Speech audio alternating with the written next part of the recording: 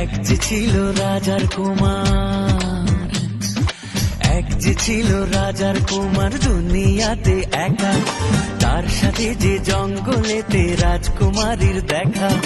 গভীর রাতে পথ হারিয়ে একা যেতে যেতে জঙ্গলেতে রাজকুমারী পড়লো বাঘের হাতে। হালুম হালুম, এক যে ছিল রাজার কুমার।